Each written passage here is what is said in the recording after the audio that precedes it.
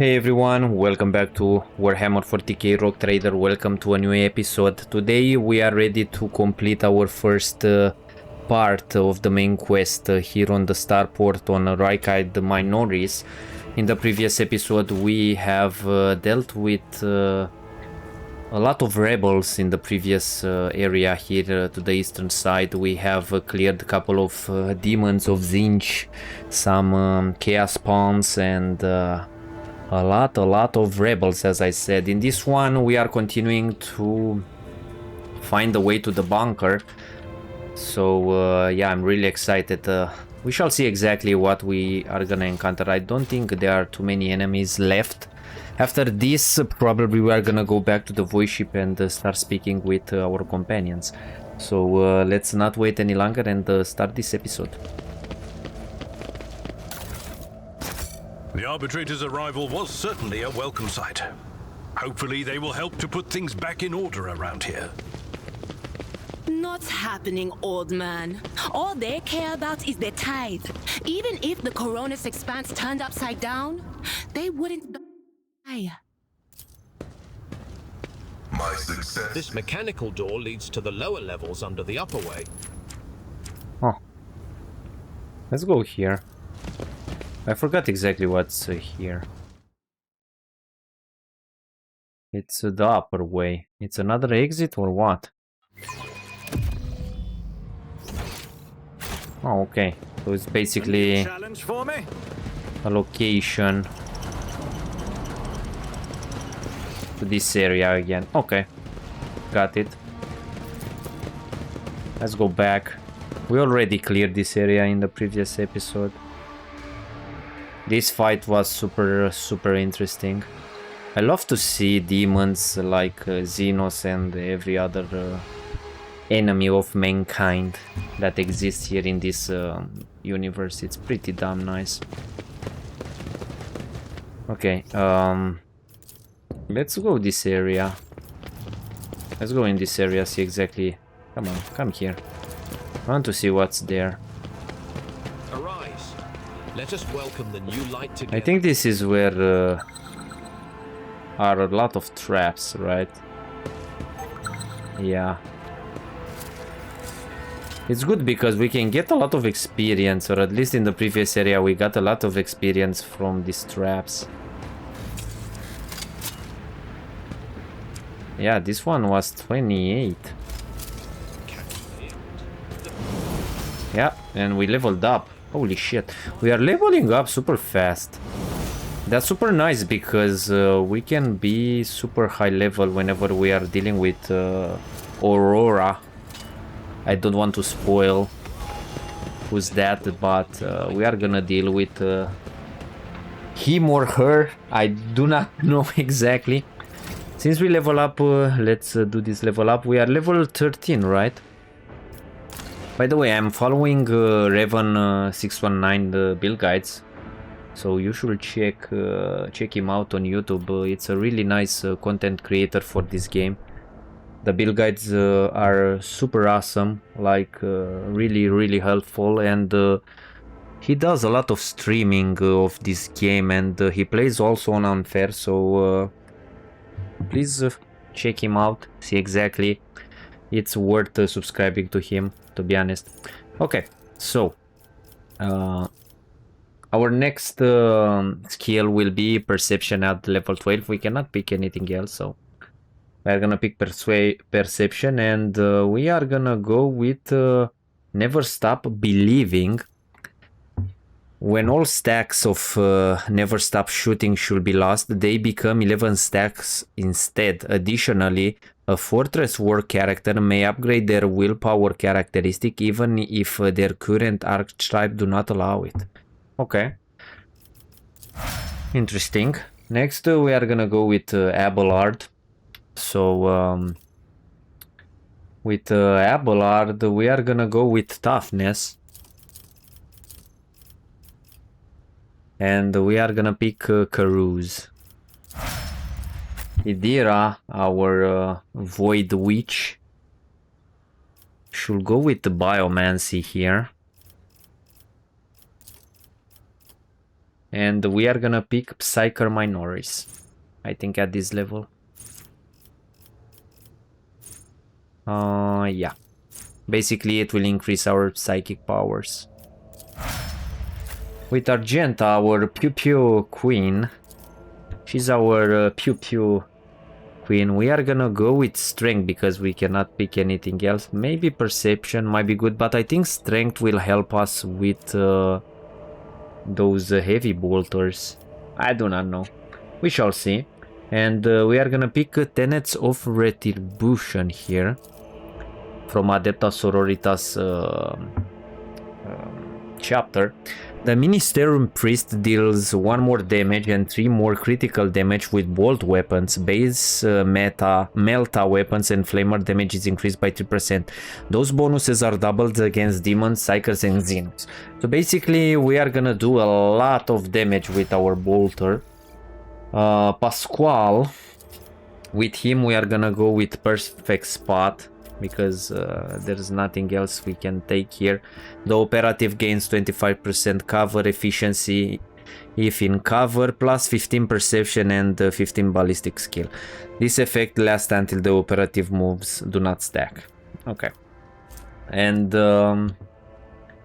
we can go with Plasma Bank.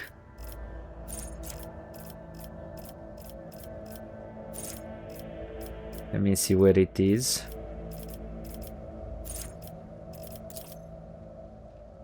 Reloading a plasma rifle cost minus 3 AP less, and reloading a plasma pistol class cost minus 1 AP less. Right now we don't have a plasma weapon, but whenever we get one, it will be super nice.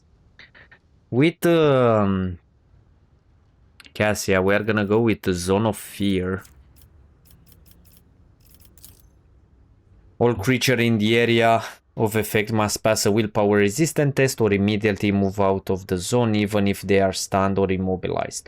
If movement triggers attack of opportunity from the navigator's allies who have passed the resistance test or are outside of the zone.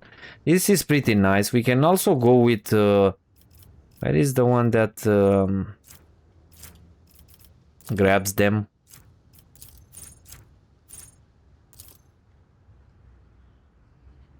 This is also nice. Waking Nightmare. Not on purpose. These are really nice here.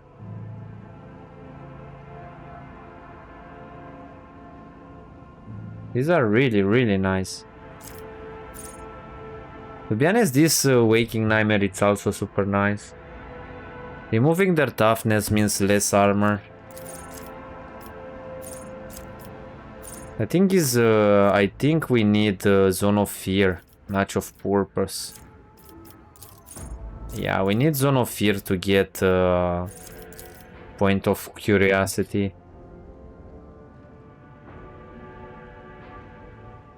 I really like this one. It's really good. So yeah, we need this. It is what it is. I don't think there's anything better right now. And we are gonna go with Strange Vitality. The Navigator heals 6 wounds at the beginning of every turn and gains 1 additional wound for every Navigator talent taken. The healing increased by 1 for every creature killed in between the Navigator's turns. Okay. Sounds really good. Okay, that's awesome. Let's grab the loot.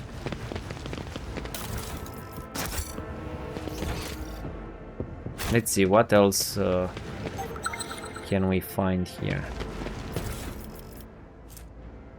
Ancient Terra Monocle. The wearer's Lore Imperium tests depend on the fellowship instead of intelligent and gains +3 bonus. Okay. So this means we can put it on Cassia. My eyes are blind, but I can finally see it. I don't think it matters that much. It's a 28. So basically we are losing. Because right now she's in a really bad spot with the fellowship.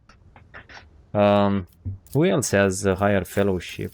Nobody, right? So right now we are -2. It's because we have not with Pascal. I don't want this on Pascal, I want them on Cassia.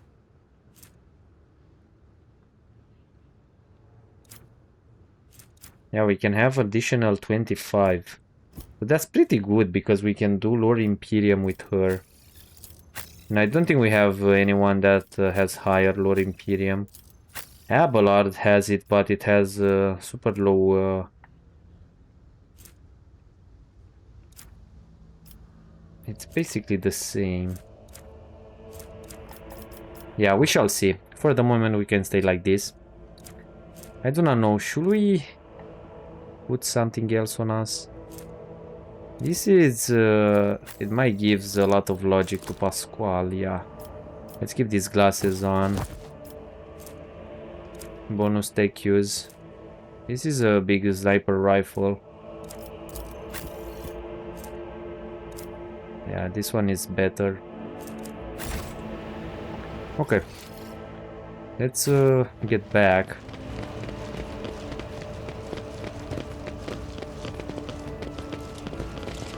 What's happening here? Oh, an interesting event. 10 people, children among them, are huddling together in fear.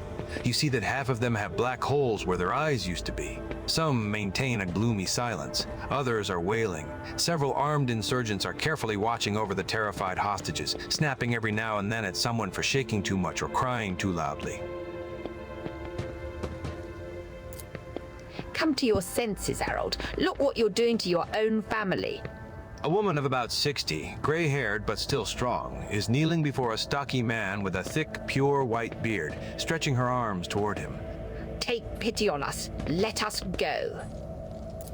Stop talking and embrace redemption. Our children have gained true sight, while you still believe the lie. Upon seeing you, the man points his weapon at you. The other insurgents do the same. Who are you and why are you here?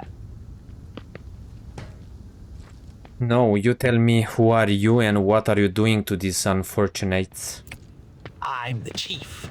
My former name, Harold, is meaningless now. I am a father leading his family to deliverance from woes to salvation. Aurora has opened my eyes to the truth, and my children will see it.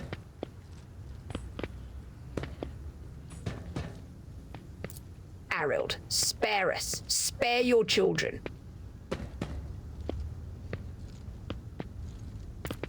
His mind and soul are pierced by shards of a colorful deception.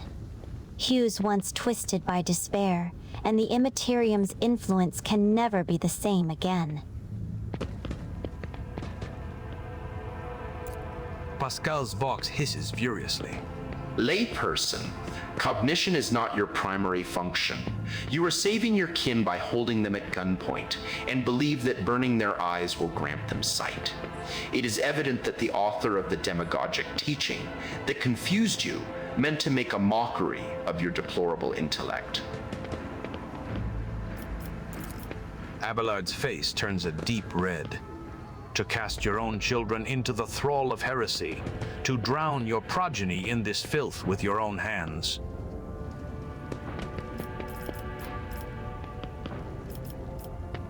Are all these people your family? All of my adopted and blood children are here.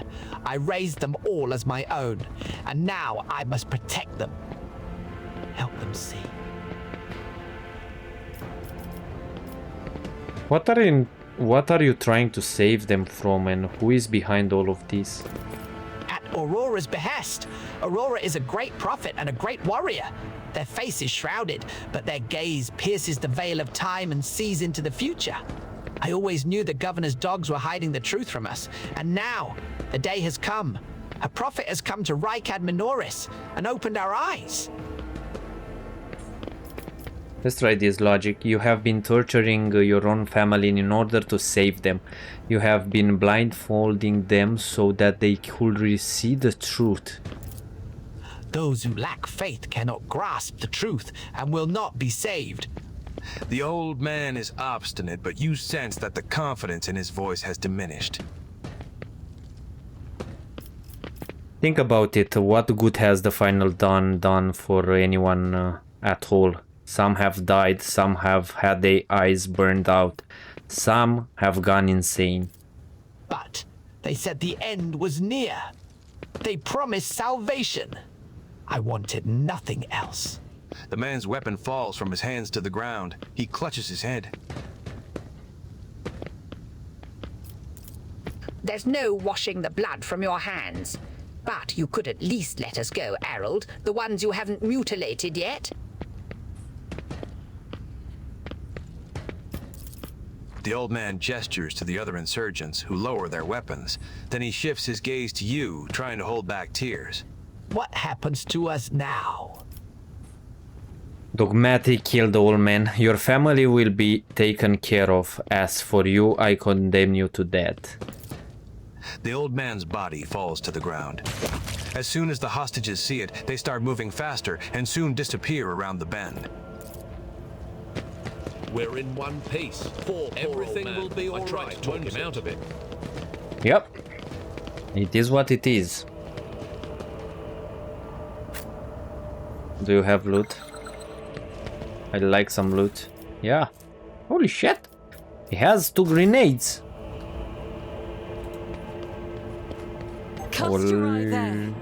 Argent, I thought you are gonna go and basically walk over that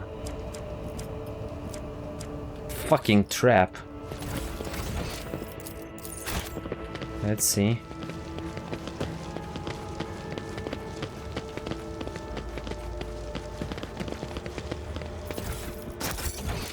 I'll lay claim to the stars. Let's loot these areas. What is here? Nothing important.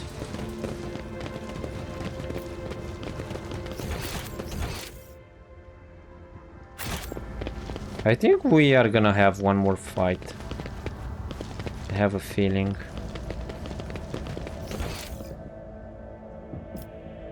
No, we are not gonna have any more fights.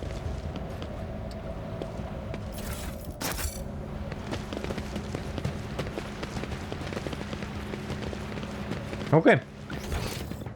We are gonna save and we are gonna go to the command center because we have some things to do here. Probably we are gonna do the dialogue here. We are gonna get some profit facto. After that we are gonna go back to the ship.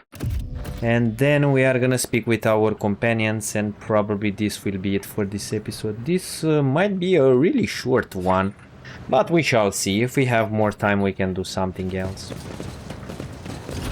Welcome to the Rycat Minoris Command Center. What We are gonna these enforcers? first speak with the governor. Shelter. Why are they not on the streets fighting back against the enemies of humanity? I presume it is because the governor does not wish to be without his personal guard, even behind the meter-thick walls of his bunker. Typical. Should we speak with the governor or with the auxiliary guys? Let's speak with the tech priests. Fuck this. The painfully thin tech priest turns sharply toward you. The sudden movement makes his chromed augmetics briefly clang. His gray eyes, set under furrowed brows, almost blend into the pale skin of his face, and he levels you with a heavy, dour stare. Identification. Unit Logis Quartz. Crame. Official trade representative of the Explorator Cognizance Fleet. The unit supervises supply routes in the Rycat system, ensures the security of the combat arsenal, performs commercial transactions, and secures mutually beneficial contracts. When the tech priest notices Pasquale, his eyes widen. His Vox unit immediately lets out a string of screeching Benharic, a tortuously long tirade in which the volume rises and falls seemingly at random. When it is finally over, the Omnissiah's servant bows his head in deference. Unit Quartz. Crane requests permission to transfer information. The rogue trader possesses a supreme degree of power, the potential to influence the current leadership, the ability to restore order in the Rycad system. Pascal, what was that? A detailed complaint. I recommend you consider Unit Quartz, Crane's request to transfer information.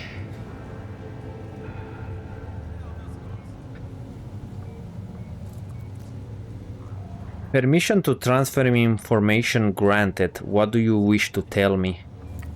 The tech priest says sharply and curtly. Haphazard and careless decisions on the part of the Rykard Minoris governor have led to unacceptable consequences. Communication with the Adeptus Mechanicus Sanctum has been lost.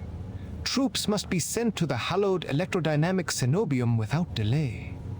Restoring communication with the Electro Priests and ensuring the Sanctum's security are our top priorities. You are the head of a rogue trader dynasty.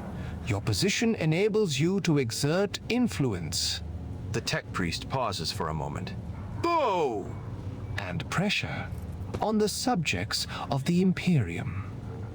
Unit Quartz. Crane requests assistance. The actions of Governor Faisal Raikadi Abmedine of Koronus must be influenced. Demand that troops be sent to the holy monastery of the Adeptus Mechanicus. I observe that this world's authorities lack diligence in the performance of their duties. This statement is true. United in their denunciations and brimming with righteous criticism, the pair in red exchange knowing nods. What will I get in return for my help? The tech priest stares at you without blinking.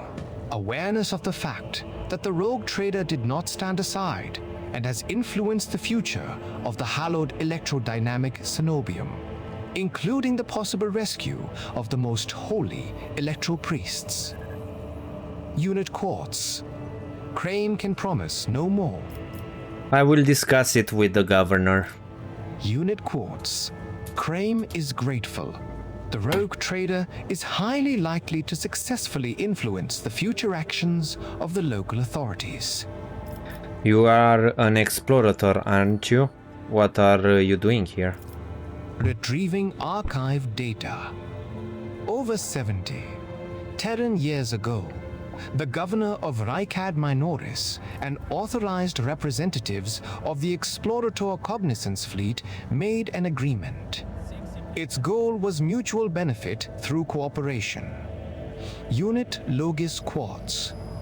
Crane is the fleet's appointed trade agent. The unit is responsible for maintenance of the arsenal and the combat machinery.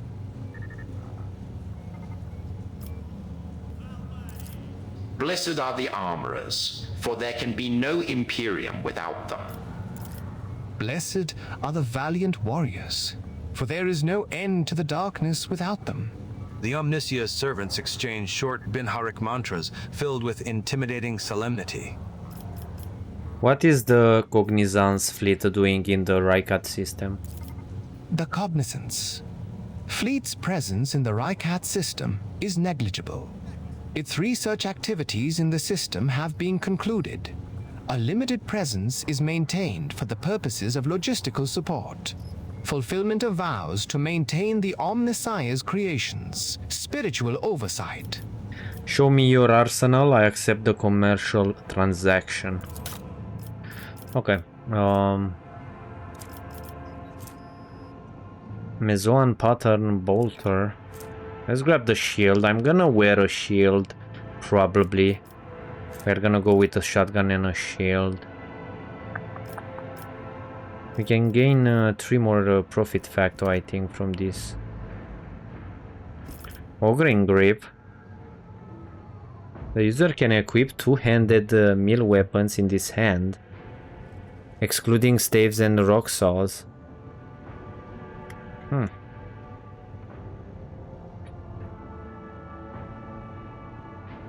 Interesting.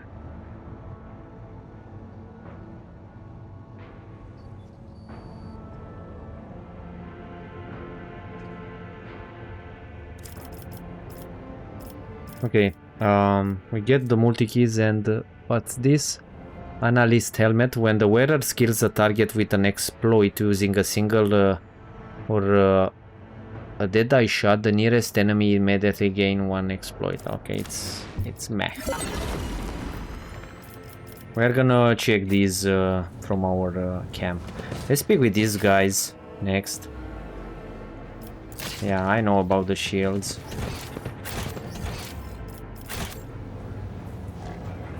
This tech priest so absorbed in prayer, they do not notice your This cogitator looks a lot older and more worn than the ones next to it. However, it has evidently been well cared for. Numerous parts have been replaced, not a single key is jammed, and fresh seals with prayers to the Omnissiah adorn its surface. One of the side panels has been removed. Bundles of gold-notched cables run from inside to a small data crypt that was connected only a short while ago. The screen reads, "Waiting access code." Okay, let's use the tech. Force access to the cogitator.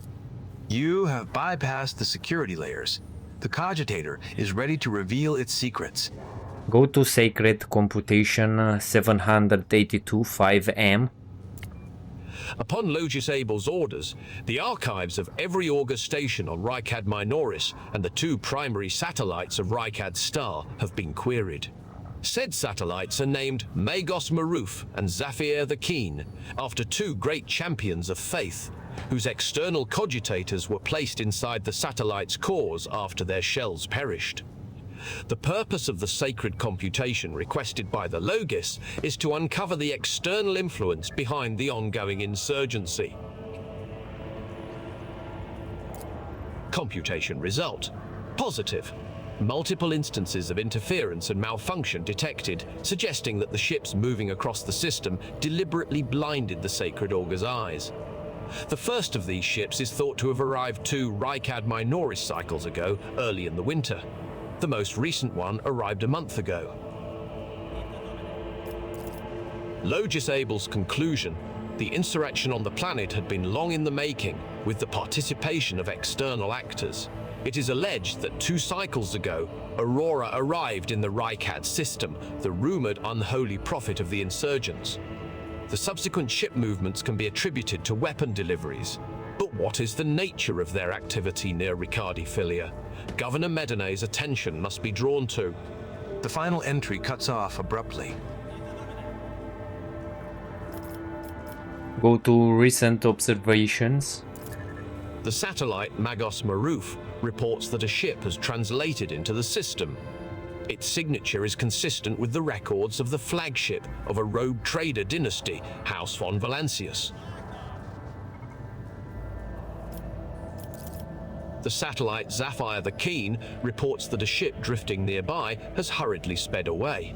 The ship had sent an encrypted Vox transmission to the insurgent-controlled areas of the surface of Rykad Minoris. Another transmission was directed to planetoid Rykadi Filia. Both transmissions were signed Brother Twilight. Their contents could not be decrypted. Go to be investigated. The entry contains planet-side coordinates marked as Heavy Augur Station jamming.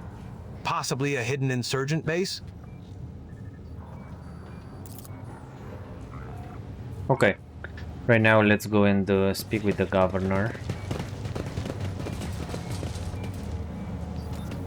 The tall, dark-skinned man turns toward you and greets you in a curt military manner. Faisal Ricardi ab Medineh of Koronus, governor of this star system. Welcome to my temporary headquarters. The man's gaze falls on Abelard, his eyes slightly narrow. Wazarian. Abelard nods dryly. Ah! Governor Medineh, my greetings.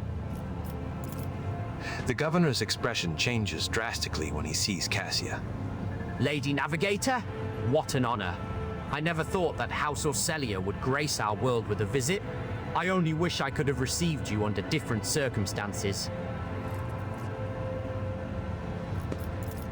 Cassia purses her lips, and an echo of grief knocks the wind out of those present.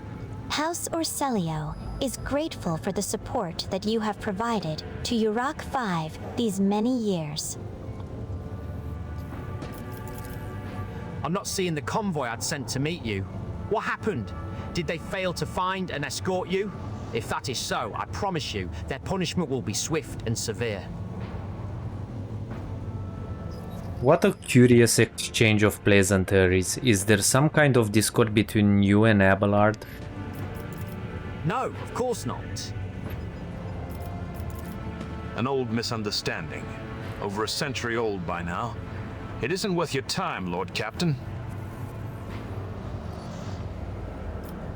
The convoy was ambushed and massacred. The only surviving soldier turned out to be a traitor and was personally executed by me. That is an outrage. I will have the personnel vetting procedure changed immediately. The slightest suspicion will be grounds for arrest. Your Lordship, before we proceed with discussing the matters that are of interest to you, there is a question I feel compelled to ask. It was only recently that Lady Theodora was the head of House von Valancius. I have received no word of her demise. How is it that you are now the rogue trader? My esteemed predecessor died at the hands of cultists. May the Emperor incinerate their souls. The governor frowns, and a deep shadow falls over his face. Rogue trader von Valancius. Slain. Unthinkable. Please accept my deepest and most sincere condolences, Your Lordship. Do not hesitate to let me know how I might be of help.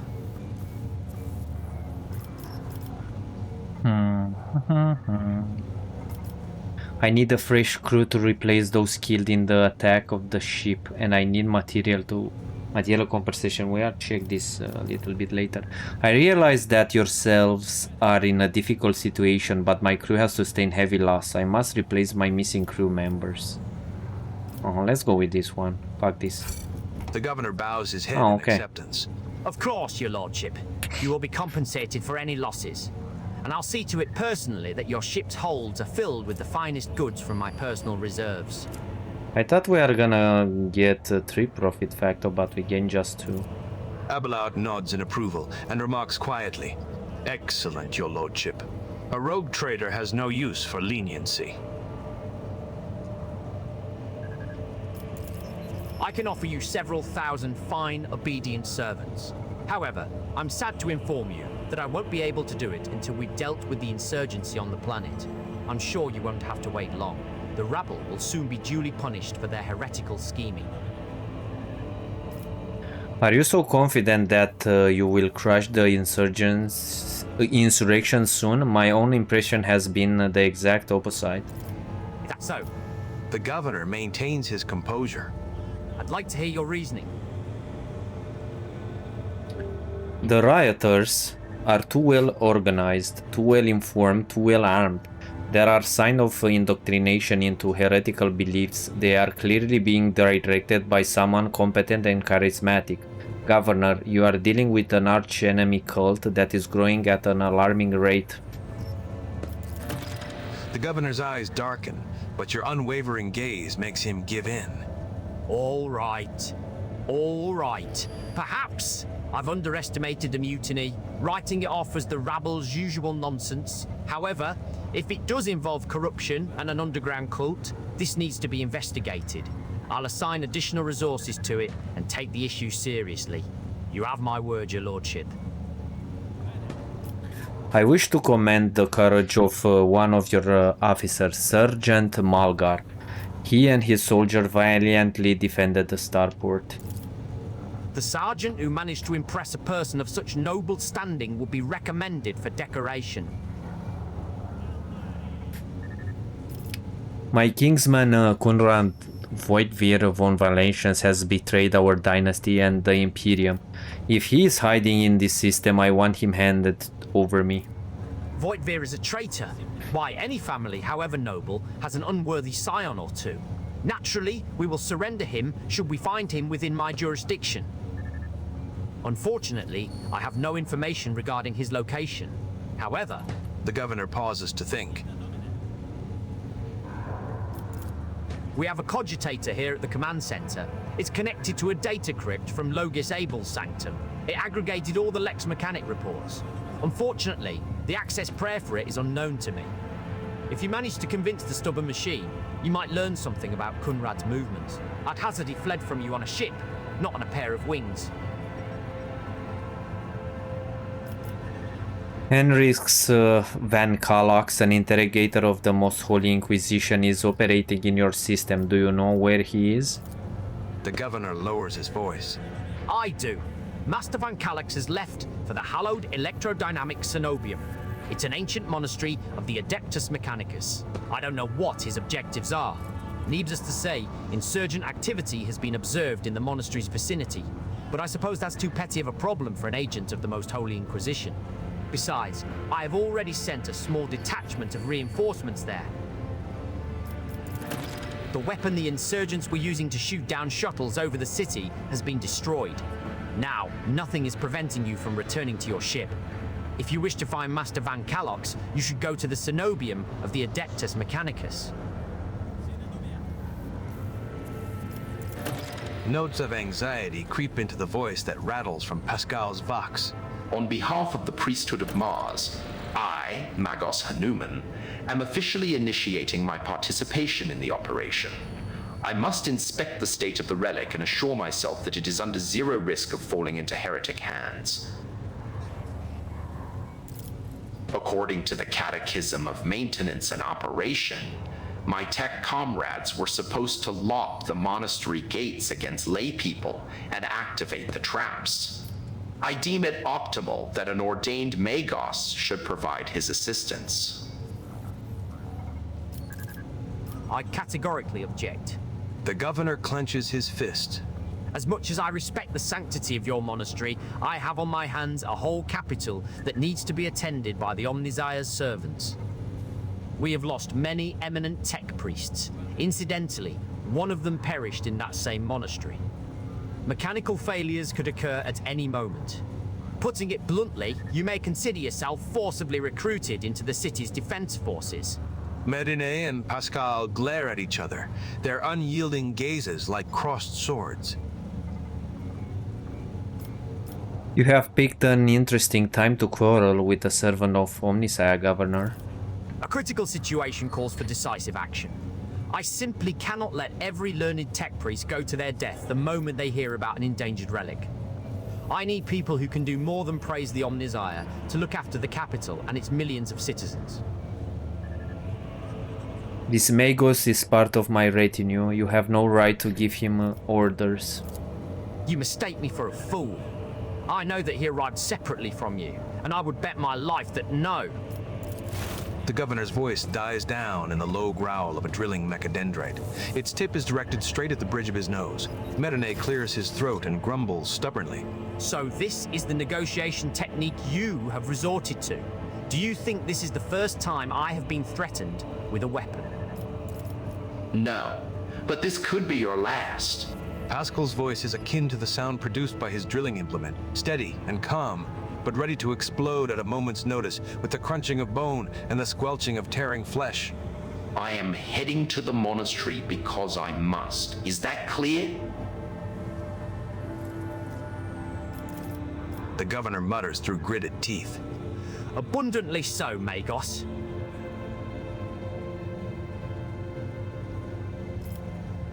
Why are you so determined to get to the monastery? Is it just because of the relic? It is why I came to this world. I am expected there. It will be my pleasure to assist the Omnissiah servant in reaching the sanctum. Thank you for your cooperation, your lordship. As compensation for your consideration of my request, I, Magus Hanuman, officially undertake to accompany you in the Rykad system in the role of bodyguard and to protect you at all costs until your life functions cease, but only within the limits of the Rykad system. You're Hanuman? Glad you're alive. The governor raises his eyebrow and stares at the tech priest in surprise, but refrains from further commentary. I wish to know more about the monastery. The Cenobium has been run by the Adeptus Mechanicus ever since the colony was founded. The sacred reactor guarded by its priests powers the entire planet. I can say no more. It is a forbidden place that even I have only been allowed to visit once before. Why not shell the monastery if that is where the insurgents have gathered or deployed a landing force? Fulfilling this request puts the monastery in danger of major destruction. The consequences of this decision for the world of Rykad Minoris could be catastrophic. Pasquale, what is so special about the Cenobium and the relic? What is in there that has drawn the attention of an interrogator of the Inquisition? I have never been there before, but I would presume that the sacred relic of the reactor is capable of great destruction, should it end up in heretic hands. The fury of the freed machine spirits, once released from the sacred circuit, will destroy everything around them. The degree of damage inflicted may render the world of Rykad Minoris uninhabitable. Heresy must be purged from those blessed halls. I declare any desecrator who defiles the relic's power a Category 3 blasphemer deserving of immediate execution. What has perplexed you about my companion's name? The governor looks at Pascal with curiosity. According to the reports we've received, Logis Abel Hanuman set off for the hallowed electrodynamic Cenobium a short while before it was stormed. I'm glad to find out that you're safe. Perhaps you possess information on Master Van Kalox. Pascal's box rasps in confusion. My name is Pasquale Hanuman, not Abel. I know nothing about such a person. What do you know about this Abel, Governor? I've never met him in person. That esteemed Logis supervised the work of Rykad Minoris' Lex Mechanics for many years. However, he rarely left his cyber chapel, and I never had the honor of making his acquaintance. A true anchorite. Why did he fly to the monastery? That seems suspicious. When a Logis of the Adeptus Mechanicus wants to go somewhere, we don't ask why, your lordship. Where can I get more information on this individual? I would have suggested that you inspect the esteemed Logis' sanctum, but it was destroyed by the rebels. We recovered several data crypts and connected them to the cogitators at the command post. They might provide you with some information. It is amazing that a mechanical voice from a Vox can sound so confused. That name might have been used as a signal intelligible only to its intended recipient. In that case, its bearer might be Archmagos Amarnat. Initiating an investigation and data collection procedure. Idira tenses up and listens, then turns around sharply to face Pasquale. I can hear my friend's snide whispers through the door. Be careful on your search, Magos. If you stare into a shattered mirror for too long, you might see yourself in it, in every shard at once. Mending it is that much more of a tainted affair then. The new reflection is death-like. Glad to be of service, your lordship. Tech Priest Quartz Crane claims you have not been doing enough to ensure the safety of the Adeptus Mechanicus monastery. With a heavy sigh, the governor wearily covers his face with his hand. Of course he does. That tech priest is very insistent. I ordered a squad to be dispatched to the holy Cenobium of the Adeptus Mechanicus. They haven't been heard from yet. I'm afraid this is all I can do under the present circumstances. I don't have a single soldier to spare here in the capital. That is all I wanted to discuss. Now, some things are gonna happen. No damage sustained. More conversation, probably.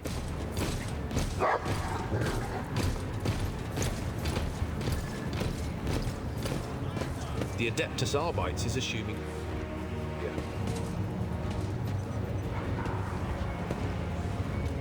The Arbitrator marches forward relentlessly and halts one step away from the governor, looking down at him.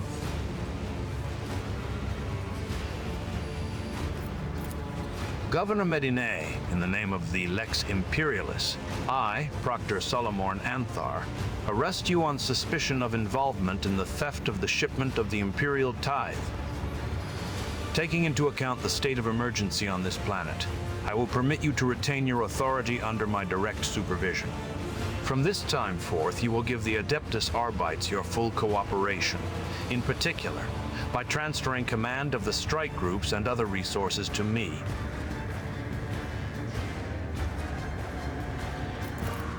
Medine, though deathly pale, proudly raises his chin. Arrest me. Transfer my resources. Your demands undermine my efforts to suppress the rebellion. Excuse me, Proctor, but this accusation of stealing the sacred tithe is simply... He stops talking under the Arbitrator's oppressive, merciless gaze. Denying guilt only adds to the suspicions against you, Governor. Now, let us go over everything one more time. The tithe was stolen from your world. You are culpable for this incident whether you were personally involved or not. You will provide the resources I have requested without objection, as this measure serves to re-establish control over the planet. Comply, or I will consider your refusal an obstruction of the investigation and take steps accordingly. It seems I'm left with no other option than to obey your will. As his law-abiding servant, I honor the word of the Lex Imperialis. Medine shoots you a quick glance. Unless his lordship has anything to say on the matter, that is. This world belongs to Winterscale. Do the Adeptus Arbites truly have the authority to interfere in the rule of the governors appointed by a rogue trader? We do. Besides, I doubt rogue trader Winterscale will find it disagreeable that the arbitrators have helped to clean up this madness. As for the governor, I imagine the Emperor's anointed will benefit from learning how diligently his servant has been performing his duties.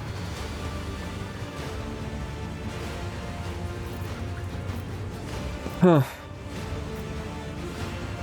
will never think to oppose a servant of the Lex. The governor puts his hands behind his back, either to appear more confident or to hide the tremor in his fingers. In that case, please accommodate yourself, Proctor. But before I give you the access codes, I must.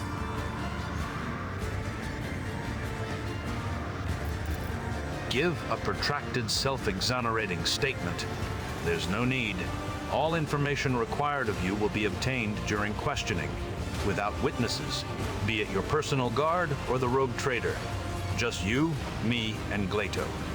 The cyber mastiff lets out a heavy growl that sends a shiver down your spine. What is your plan, Proctor? Stop the heretics from taking over the starport and other locations critical to the investigation. At the same time, we will crush the heretics' resistance. Most of them are hiding among the commoners, and a series of concentrated strikes against the residential districts and infirmaries will send them running.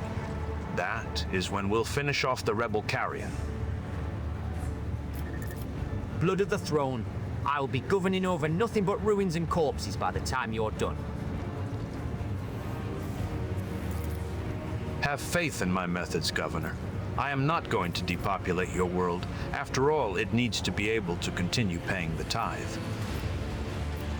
Why do you think the rebels are hiding among the civilians? They could have shelters everywhere elsewhere. I know this from a few intercepted Vox exchanges and a couple of scumbags we've interrogated. But first and foremost, I know from experience. Such mutinous rabble always feeds off its families and associates, who also provide a source of recruits to support its ranks. And, of course, there is the heretics' contemptible habit of using the local population as a shield. We need to flush them out of their nests and starve them of resources. A sound plan, Proctor. Only harsh measure can restore order. Salamorn gives a slight nod. Better to cut off the hand than to let the infection overtake the whole body. So you are just going to sit the whole thing out in this bunker? Yes. This is far from what I was expecting from this assignment. The things we do for the mission. I wish you luck in your investigation, Proctor. Combat arsenal transferred to the command center in full. No damage sustained. So we leveled up again. Let's do the level ups. Right now we are level 13, right? Come on. Yeah. We are level 13. So at level 13, what do we get? I think I'm gonna go with unfaltering fire. Rapid fire no longer reduces damage. This will be really nice because we can shoot 2 times, sorry. And I think I'm gonna pick a shield mastery right now because we got a shield, right? And we can go with a shield mastery. This means that we can basically wear the shield and our shotgun. Yeah. With Abelard, we are gonna go with Reckless Fury. We can respec from this one if we like. But I think I'm gonna pick Reckless Fury. Whenever the warrior hits with Reckless Strike, this attack scores a guaranteed critical hit. This means that we attack 2 times every time. It's pretty nice, I have to admit. Like...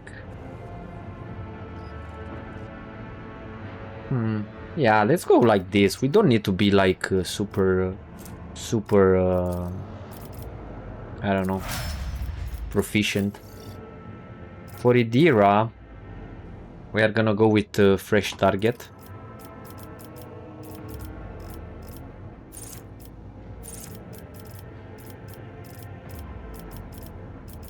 Let me see if I can find it.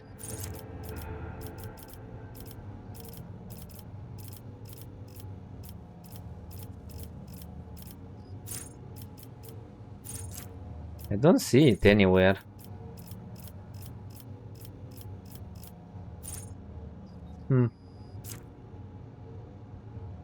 Maybe I missed it.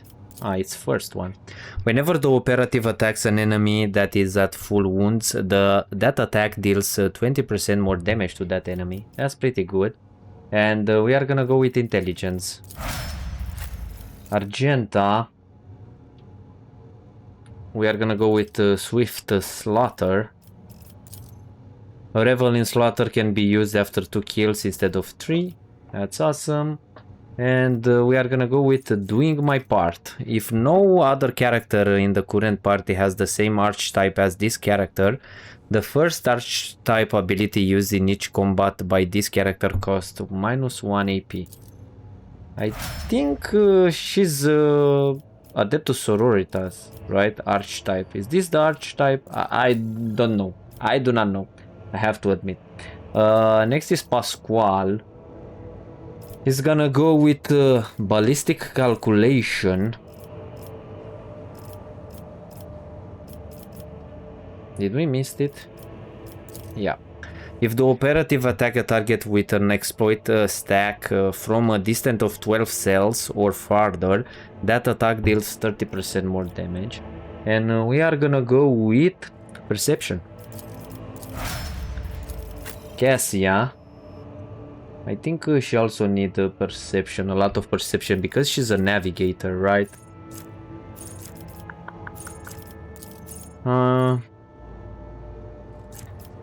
We're gonna go with this. Undam the Sea of Souls. While under of the effect of any navigator power, enemies have their armor reduced by -11. This reduction is increased by devastating parameters of the navigator staff, but does not stack. Okay. And we can get Lore Warp for her. I think this is it right now. We can go back to the ship, right? We have spoke with all of these guys. Let me speak with Solomon. Can we speak more with Solomon? No, we cannot. Retinue can take care of yourselves. So the arbitrators are busy quelling the riot. Let's go back to the starport. Ah, we can return directly to the void ship. The thing is, I would like to visit the vendors because right now we have increased our. Maybe it was better to go there. Let's check the Thunder Fang. The thing is, we can visit them directly from the bridge, so it's not an issue. We need level 2. We get this Veil Render, which is pretty nice. This is really good for Henrix.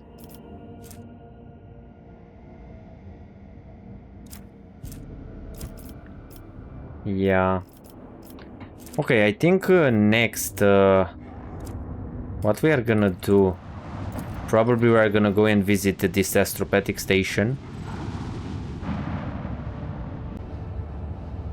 Let's investigate this astropathic station. The astropathic station is dead ahead of the voidship. It is motionless. There is lifeless silence across its vox frequencies. Its lights are out. Even those who have no warp sensitivity can feel the presence of death. It is here, lurking in the shadows. All of this makes reading the reports of the ship's astropaths, who claim to be hearing an incessant ghostly howl emanating from the station, all the more disturbing. Contact the station by Vox. The station is not responding. Perhaps there is no one left who could respond. Deploy a scouting team. The enforcers offered their prayers and proceeded to enter the uncanny station. What they saw inside was monstrous. Astropaths upon their thrones, not quite here, not quite now, smudged as it were across time. Servants reliving their horrible deaths again and again, only to be reborn out of ashes and blood into more agony a moment later. The warp manifested itself here, twisting the very nature of existence. The main hall was covered in a crust of psychic ice. A green-robed blind old man sat motionless upon a tall throne. He was quite literally embedded in the ice, yet he was still alive. And screaming. Lord Warp. It's a pretty high chance. Send Zachary Wise to the station with a squad of bodyguards. Choirmaster Weiss boarded the station in person and proceeded to the choir's hall. He stood silently for hours in front of a man frozen in ice and held a telepathic conversation with him. Then Master Weiss offered a prayer to the God Emperor, and the unfortunate man passed away. Upon returning to the ship, Weiss reverently presented the Lord Captain with a grim trophy, the late choirmaster's amulet, taken from his frozen body after his death. The psychic shriek carrying across the immaterium has been silenced, but this has brought the crew no relief. A chilling realization came to the astropaths when they discovered that the cry was masking a different sound, one even more terrifying and surreal. It was the melody of a cataclysm born from a warp storm of titanic power, so intense that the entire expanse must be able to hear it. It muffles astropathic messages and crawls into Psyker's minds, evoking everywhere the same image, a dark, gaping, beastly mouth cleaving the universe in two. Now that the mad choirmaster has finally stopped screaming, the song of the immaterium has reached the rogue trader's voidship too. Order the station to be explored. A brief and chilling chronicle of the station's doom was found in the scribe's records. A warp disturbance of monstrous proportions wiped out half of the choir at once, turning the astropaths into living portals through which torrents of the immaterium's energies poured out. Those who lasted longer bellowed and howled about a black rift that had split the universe into before and after, and a darkness that would devour the Astronomican's light. Okay, let's burn everything. Void torpedoes shatter the fragile station. One can only hope that the unfortunate souls captured by the warp have perished along with their home. Okay, we have finished this. I want to go here to Reichheit Majoris because I think there is we have a rumor right now, right? Yeah, with this unidentified voice ship.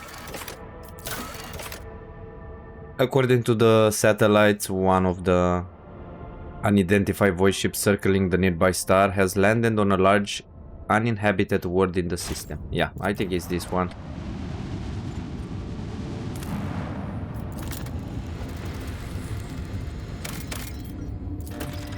Augurs notice a large object among the lifeless rocks covering the planet. A void ship, whose signature and origin are impossible to identify from orbit, is resting on the edge of a deep ravine. The hull of the unidentified vessel is severely damaged, rocks around it shattered by the force of the gigantic machine's crash landing. The Augurs haven't detected any vital signs aboard or near the vessel. Send a squad to the planet to explore the voidship. The landing party reports via Vox as soon as they touch down. The colossal voidship before them is covered with spikes. It resembles a morbid beast sculpted from darkness itself, menacingly hanging over the ravine. An experienced veteran accurately determines the origin of the unholy vessel. It belongs to the Xenos race called Drakari. Ready to collapse at any moment, the voidship emits a long, woeful creak, as if promising to drag along into the abyss below anyone who dares to disturb its slumber. Basically, Drukhari are the Dark Elves. Abelard suggests finding out what Xenos were doing in the Rykite system. Taking heed of the Seneschal recommendation, the Rock Trader ordered to send more people to the planet. After 2 watches of hard labor, the workers managed to stabilize the Drukhari voidship. The soldiers who entered the vessel were met with lifeless bodies of Xenos who had died when the voidship crashed. The voidship itself, following its abominable nature, came to life, immediately craving to sate its wicked appetite for human death. The vessel's systems have reacted to the intruders, and senselessly cruel, deadly traps have been activated on all decks. Monstrous contraptions designed to mince, rip apart and incinerate their victims took the soldiers by surprise, but were neutralized before the squad suffered significant losses. The soldiers found several curious pieces of xenotech on the sinister voidship, but no data that could shed some light on why it came to the Rykad system. Okay, so we got some loot. Now, I think the only thing that's left to do, I'm gonna go back to the bridge and speak with Pasquale and the Bloodspoon warrior with Kibellah. There was an incident in the officers' quarters. Confirm receipt of instructions require you copy. So Pascal is here. It's near Kibellah's. We're gonna do a couple of dialogues here, and probably this will be it for this episode. The Messiah knows all, comprehends all. I have some questions about your visit to Rykad Manoris. The request is approved. I am ready to provide the necessary information. What brought you to Rykad Manoris? I came heeding the call of my mentor, the blessed Archmagos Amanat. We were supposed to meet on Rykad Minoris and discuss my mission. The people who wanted to kill you at the port weren't renegades, it was just a cover. Thank you. Information acknowledged. I will analyze it and take additional security measures. What do you think of Abel Hanuman? I propose that it was the blessed Amonat who assumed this name. This name is assigned to me. His presence in the hands of heretics is categorically unacceptable. The canon of technological security commands that every effort be made to rescue a high-ranking bearer of knowledge. That will be all for now? Acknowledged. I want to know more about your past. The request is approved. I have no outright restrictions on disclosing this information. Where are you from? Information about my origins is worthless. I belong to the priesthood of explorators and came to the Koronus Expanse over 200 years ago. Any events preceding that moment are insignificant. How did you end up in the Koronus Expanse? I was honored to become a member of the Explorator Cognizance Fleet. When the Adeptus Mechanicus summoned the faithful for an exploratory venture into the depths of the Koronus Expanse, I joined the fleet in fulfillment of my sacred vows of comprehension. Why are you not with the fleet then? Archmagos Amanat, my blessed mentor, commanded me to crew the orbital station Altar Templum Calixus X-17. This venerable temple station was founded in the early years of our expansion into the Koronus Expanse. It is currently a rear observation post of the Cognizance fleet in orbit around the star Furibundus. Who are the Explorators? The sacred fraternity of explorers. The Cult Mechanica sends us out to the frontiers of the known sectors as researchers and conquerors. We are the warriors of the Code, who return to the lost worlds and devote themselves to recovering the lost ancient knowledge. Explorators are granted the privilege of being more independent than many of our tech comrades. However, it has earned us a reputation as unstable and poorly controlled troublemakers, whose unorthodox views are dangerously close to apostasy. Tell me about your mechadendrites. They are my younger brothers and guides on the way to the Omnissiah. Their machine spirits are directly bound to my neocortex and pick up impulses from my subconscious. Sometimes they act ahead of my thoughts. This is how the Omnissiah leads me to comprehension. We can stop here. Acknowledged. Tell me more about Adeptus Mechanicus. I am honored to belong to the priesthood of Mars, guided by its tenets. We safeguard technology against the impure and the unenlightened. What did you mention, Mars? That is where the cult of the Omnissiah originated, and where we were granted the first revelations. Many millennia ago, we made an alliance with the Emperor of Terra, and have served the Imperium ever since, paying a tribute to machinery, weapons, and voidships. Everything that bears the blessed seal of machinery comes from our hands, and it is we who make sure the operating rituals are performed as they were meant to. We are everywhere. We are the Mars-forged steel bars that give the Imperium strength. What do you mean you guard it? It's not buried treasure, it's not a secret. It is both a treasure and a secret. Technology is how the divinity of the Omnissiah manifests itself in this world. This is why the uninitiated may only be allowed to touch the most vulgar and mundane of its instances. We, on the other hand, are authorized to use the sacred catechism of maintenance and operation. Although there is another reason to deny lay people the sacrament of knowledge, it can be dangerous. Twisted by renegades, the Omnissiah's wisdom is called heretic, and the exposure to it may corrupt the uninitiated. Another danger is knowledge, strangely interpreted and inscrutably twisted by the minds of Xenos. This bane is called xenotech.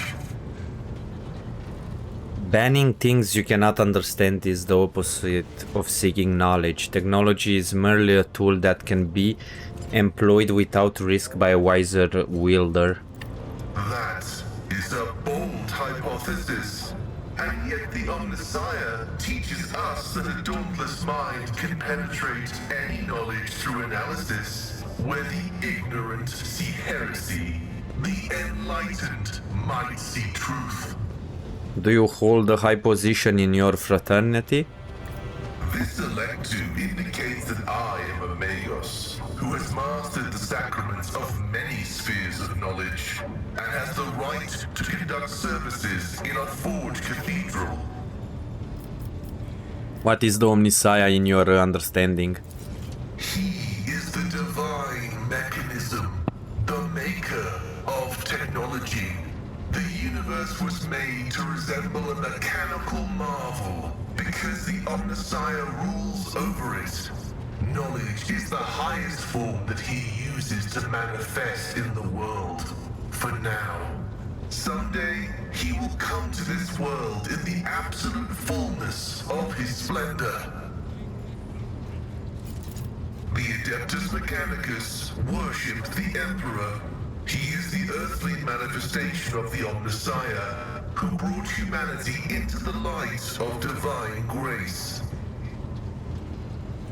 What is behind the Adeptus Mechanicus enthusiasm for replacing flesh with augmentations? Organic tissue is an imperfect replica of the machine, transient and vulnerable. Metal is more stable, more effective, and more durable. Flesh speak is flawed next to binaric language.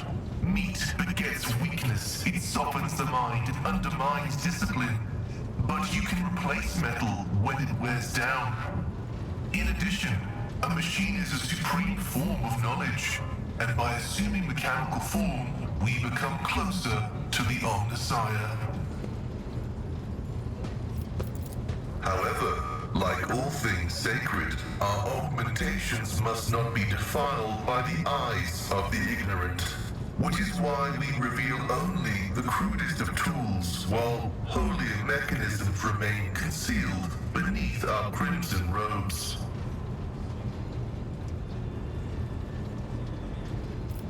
I'm curious to see your augmentations. The right to witness the miracle of flesh being fused with holy metal is granted only to those who have ascended to the rank of initiate. However, your lofty status of rogue trader allows me to make a partial exception and reveal my sacred stigmata. Pascal reverently parts the robe's scarlet folds on his chest. You see emaciated white meat, gnawed through by metallic shunts and flexible wires. Blood runs through transparent pipes, enriched with the nutrients required by the pallid flesh. The sight of a body transformed into an appendage to an incredibly complex mechanism, built using unfathomably ancient blueprints, is mesmerizing. Every component of this machine serves the dual purpose of preserving life in Pasquale's fragile flesh and preventing all threats to his well-being. The Omnissiah has been generous to you. His creation is keeping you safe from death. The Omnissiah has been generous to you too. He has granted you understanding.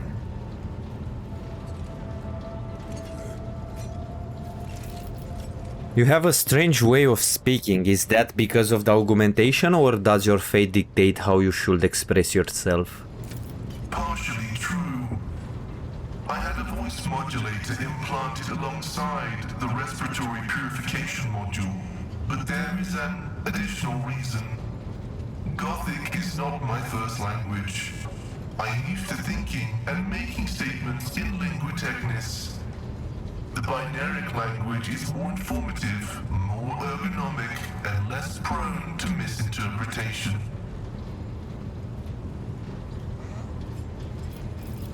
I have no more questions. Acknowledged. I must take my leave. May your labors be effective and fruitful.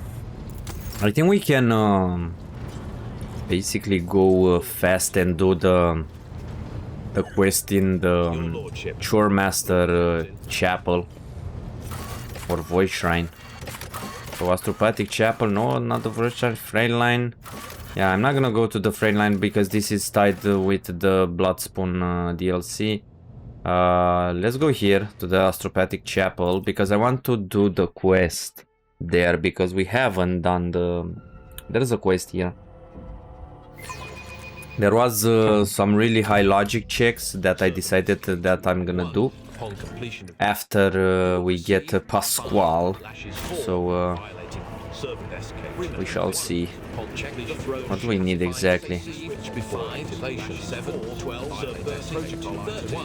There is a tech use here.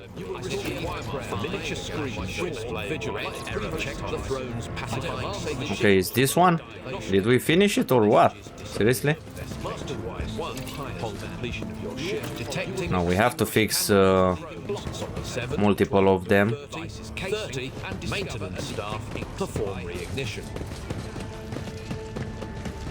I love the blubbering that is happening behind the scenes, I have to admit. Safety switch malfunction on throne 30. I wonder if there is more checks.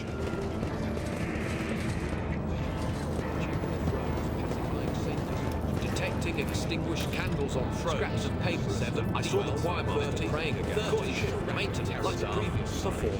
Merciful Emperor, hear my prayers. Once clean of the candle by the service of your loyal servant, the inner work gives rest to them who toil for the bellies enormous reels, direct paper tapes containing unprocessed text into the chapel's depths. After blessing the text, correcting calibrator, detecting extinguished candles on the omniscient. How long is this fucking quest? Maintenance protocol item perform 539.62. We have fixed a lot of them, so are there more? Servant SK-291, upon completion of your shift, you will receive. Remain vigilant. Check the throne's pacifying safety switch before activation. Check the throne pacifying switch before activation. Detecting extinguished candles on throne. Where that might be. 12. Accept the service of your loyal servants. Give rest to them who toil for your benefit. Lashes 4. Violating protocol item. We need to speak again with these. Lordship. We're Lordship. The astropath smiles at you. The shy, awkward smile of someone unused to smiling. The sacred mechanism is working again with no disruptions. With a trembling hand, the Psyker hands you a strip of paper with smooth rows of etched characters, this time containing no errors. The Enginseer rises proudly to his feet and says, in low Gothic, a language he clearly has not had much practice in. With sacred words and virtuous thoughts turned toward the machine god, I have been able to pacify this mechanism's wayward spirits. The Omnisire blesses. How lucky we are that the venerable tech priest is so powerful and wise. This statement is true. I recommend installing 2 incense-burning units in this compartment to prevent the spirit's continued anger. The unit Zachary Weiss will be provided with a list of minor recommendations, 142 in total, for improvements to this compartment's maintenance.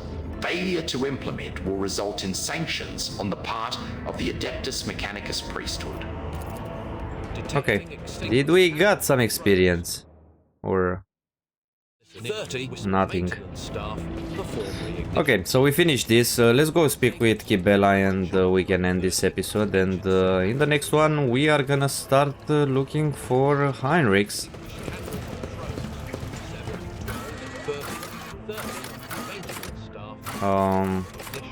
Voidship Bridge.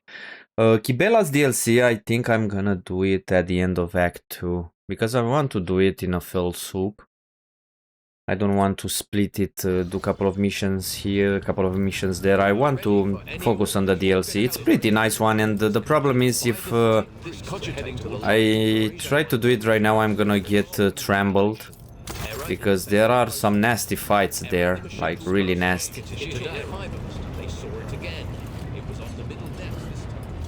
Domin. I would like to know more about the sacred mysteries of the Death Cult. The Vizier taught us that there are many like us throughout the Imperium who spill blood in his name. Death cultists, as they call us. He said that no 2 death cults are the same, just as there are no 2 identical stars in the void. I will tell you about the blood-spun web, but I cannot speak on behalf of all death cults. What is the cult's purpose? The blood-spun web holds the bays of the flagship together with the threads of its faith.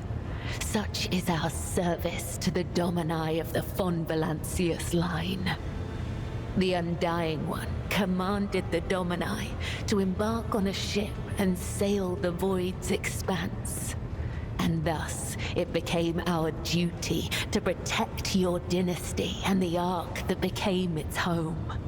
This great relic of blood and adamantine.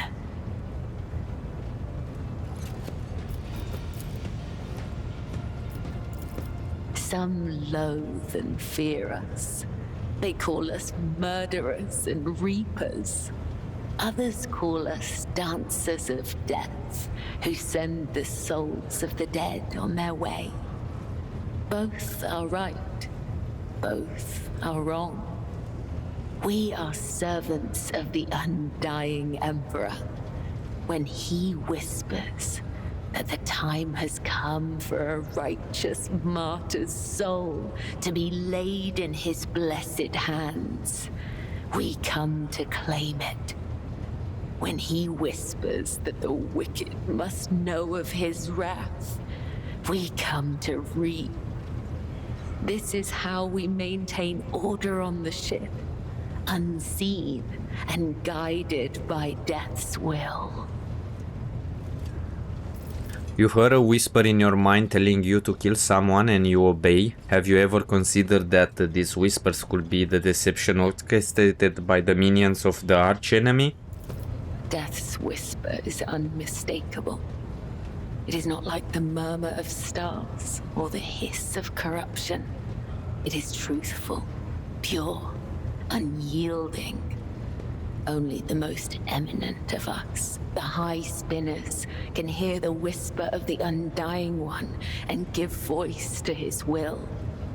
They must hone their senses and temper their body and soul for years before his call can reach them. If it puts you more at ease, you can think of these whispers as his providence. How do you know you have never made a mistake? How can you be sure you have never wrongly robbed one of your victims of their life? We are carried along by a current of blood in the great river of fate. Life is not given or taken away by chance. If I see an enemy of humanity, my blade will sever the thread of their existence. I will not wait for a sign of his divine bidding. I am his will, and I do what must be done. Be that as it may, your thirst for blood is troubling. There is no thirst, only duty. Killing brings us no pleasure. We are instruments of his will, and this is how we serve him. Let us speak about something else. Kibellah stares at you intently. Perhaps too intently. She says nothing. How long has the Bloodspawn web has been in existence? Spinners carved the chronicles of our history on the stones of our temple long ago. But fate and time have erased our past, just as an exploding star erases a part of the galaxy from existence. What are the responsibilities of the Vizier? It is the Vizier's duty to watch over the flock, to lead those who want to learn more of the Undying One, but are fearful of death, and guide those who seek answers in death, but do not know how to live. The Vizier protects all, those who do not know we exist, those who are grateful for our service, and even those who hate us. The Vizier sees what is to come, remembers the past, and accepts the present. They spin a web of faith and blood so strong that no enemy may sunder it. This is the Vizier's burden. This is the legacy of the matriarch spider. Who was the matriarch spider? It is said that she was one of many, born in the void, the Domin's subject. She honored death instead of life, and for this, she was persecuted. It is said that when the arch-enemy's forces invaded the flagship during a warp jump, she gathered the Undying One's servants around her and saved the ship from ruin. Together, they spun the first threads of the web to ensure that such devastation would never happen again. It is said that she was strong and indomitable, but as the years passed, her heart became as stone, and thus the Undying One whispered her name to the one who would become the first vizier of the blood-spun web.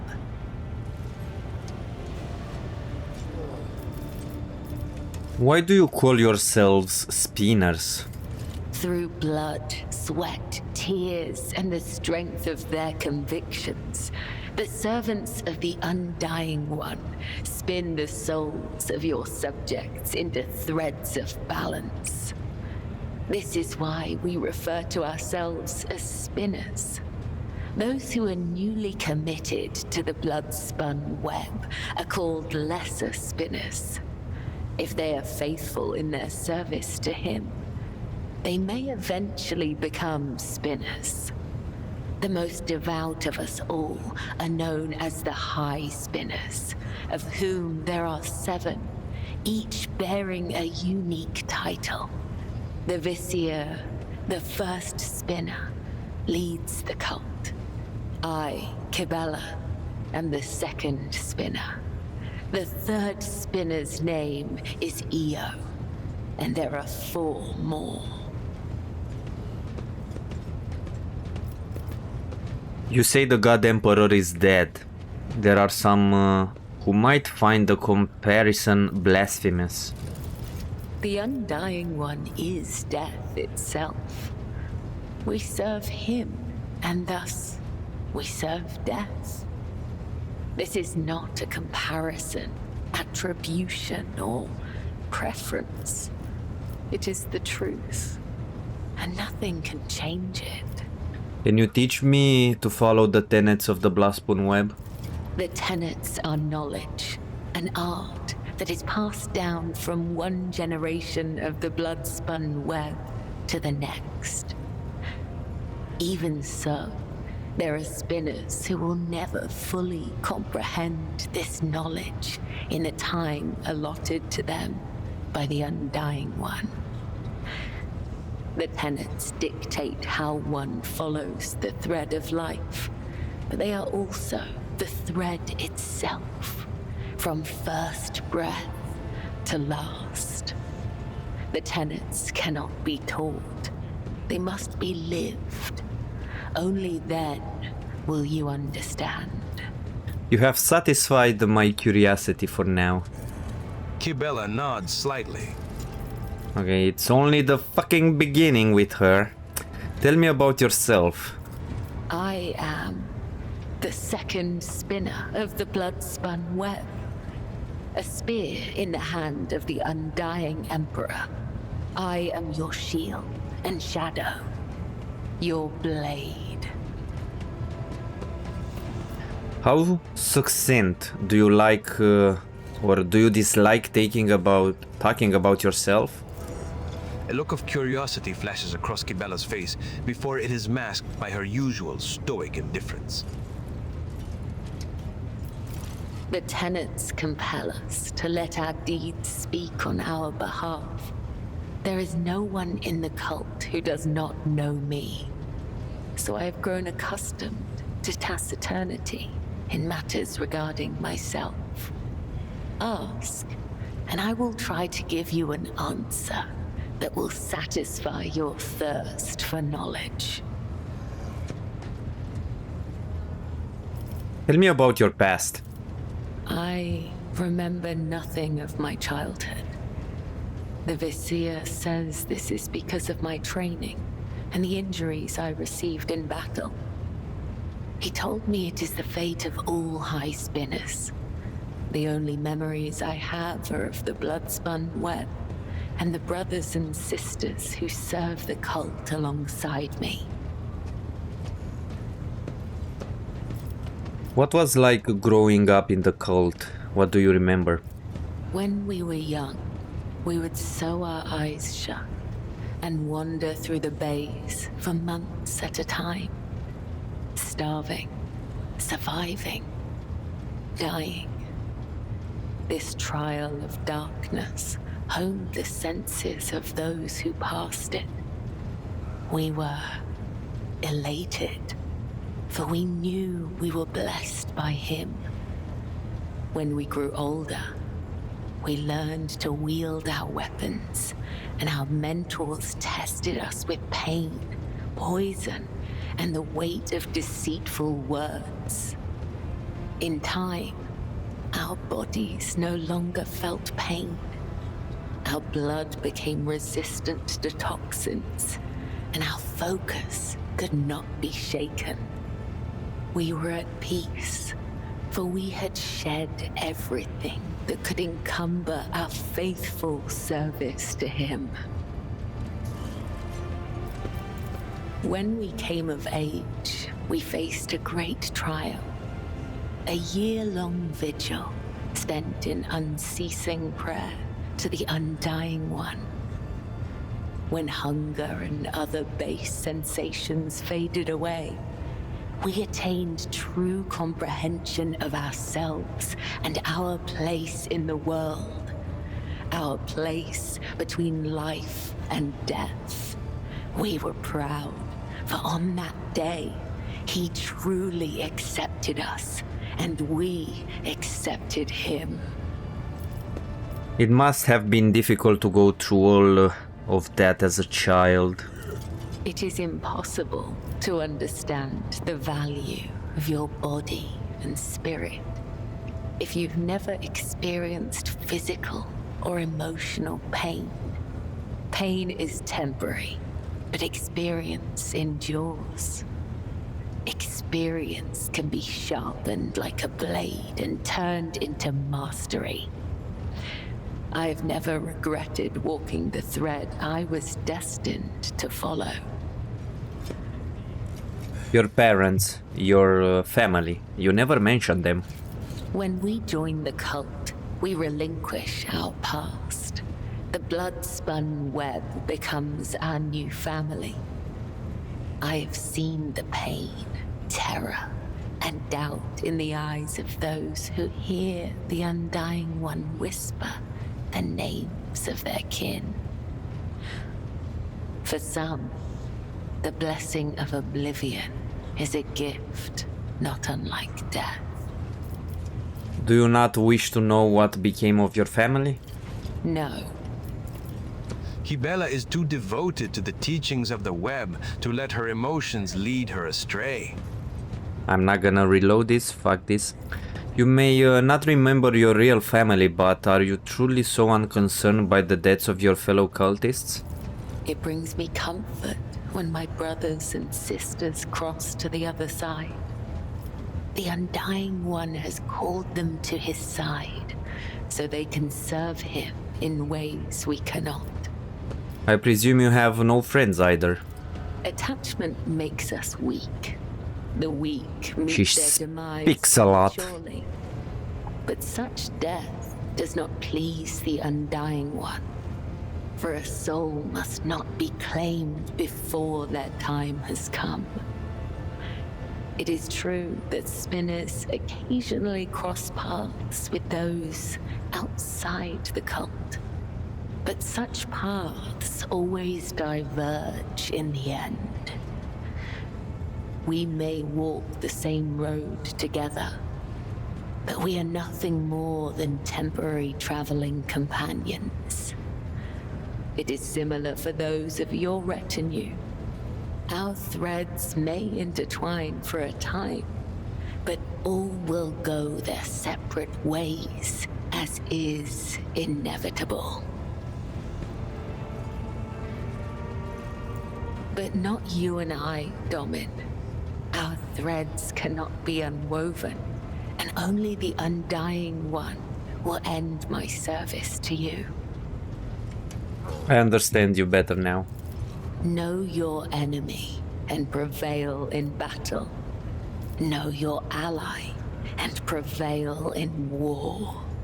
Do you truly feel no pain at all? You can see for yourself. What are those?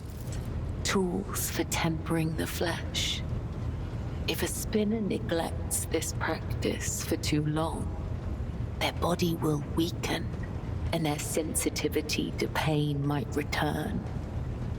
It's insane. If it does, they will feel the overwhelming agony of every wound they have ever endured and go mad with torment before the Undying Emperor whispers their name.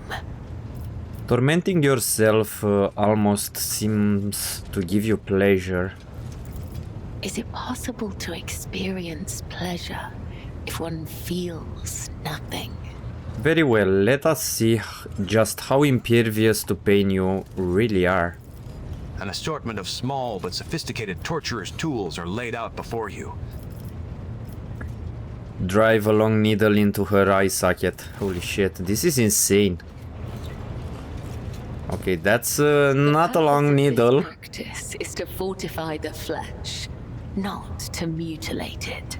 That was a big-ass dagger. Stab the sharp prongs of steel fork beneath her clavicle. Yep, that's a big fucking dagger. I found an interesting use for this tool, yet it still serves its purpose. Pierce her skin with several chained hooks. The flesh remains untorn. Good. That is enough. Do you have other questions? Your fighting style is unique. Do you think is something I can learn? Your body will fail you, Domin. Your bones will break. Your tendons will snap. Your heart will stop. Our rituals of self-perfection are unending. They demand absolute dedication and decades of special training.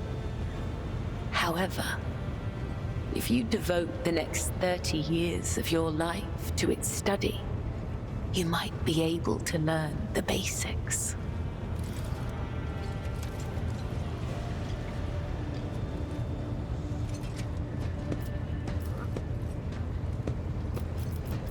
Thank you for sharing with me. It is not difficult to speak the truth.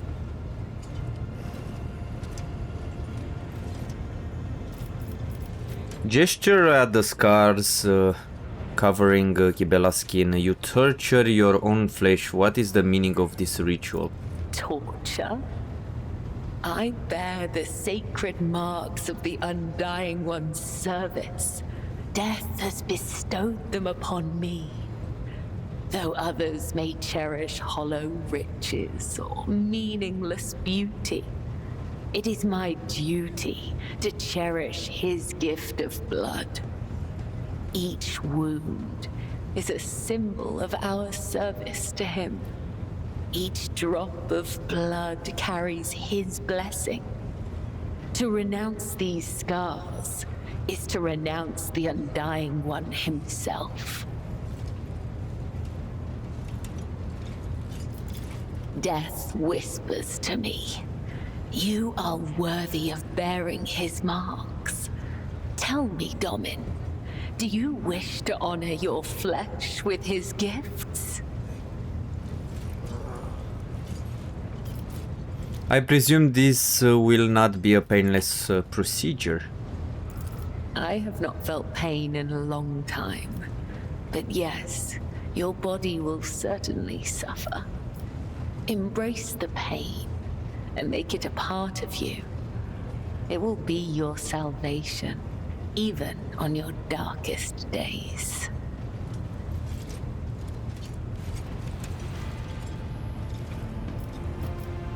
It will be an honor to bear the mark of the Undying One. Let it be so. Treasure his gift, Domin. Inscribe it anew each time you pray. May his blessing find you. Did you ever meet Theodora von Valentius? I met her once when I was young. The Vizier saw a serpent hiding among those close to Domin Theodora, ready to sink its fangs into her throat. I was ordered to find the serpent and sever the soul from its body. I watched and waited for weeks. I hid among the shadows, the air ducts and the faceless masses. Once I found the serpent, I sliced off its head and returned to the temple. I doubt that Domin Theodora ever saw me, but the 3 ritual cuts I left behind on the body let her know that this death was pleasing to him. They sent us a grand feast from the upper decks before the cycle's end. We gave it to the hungry. You always address me as Domin. What does that word mean? The Gothic we use to communicate is different to that spoken on the upper decks. Domin has many meanings. Giver of life, Lord or Lady of the Ark, and Shadowless Sun. The matriarch Spider gave this title to the rogue trader who allowed her to form the blood-spun web. We use other titles as well. For example, Venai means Master of the Immaterium or Watcher of the Veil. Vil means one who must go to the other side. Amig means one you can trust in battle.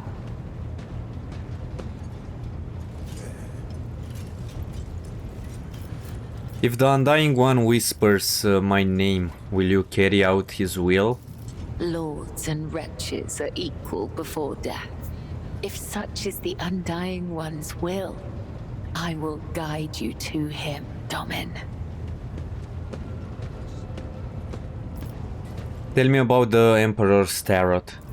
I use blood to read his sacred cards and hear the whisper of the Undying One. His tarot is not an answer, but a question I ask of the universe. And the universe answers with questions of its own. In this sacred communion, I perceive hundreds of possible outcomes. They are all true, and yet they are only visions. I know what will come to pass, and yet I do not.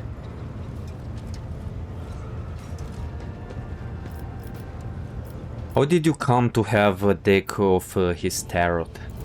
It is a holy relic that has been passed down from generation to generation.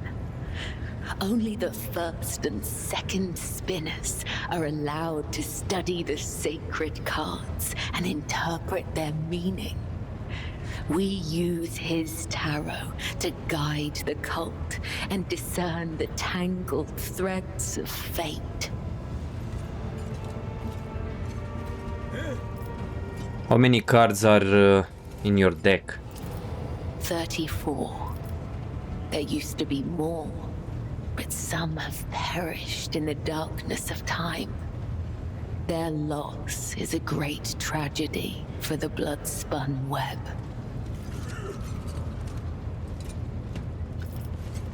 The Emperor's Tarot is usually read by sanctioned psychers. I am the spear of his retribution, not a witch or a sorcerer or a soothsayer. I have no strange powers, but I do bear his blessing. I do not command the veil.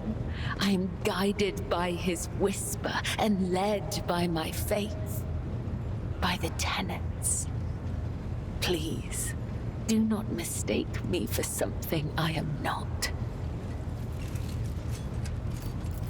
You occasionally feel a shiver run down your spine, or detect faint sparks in the air when you are standing next to Kibellah.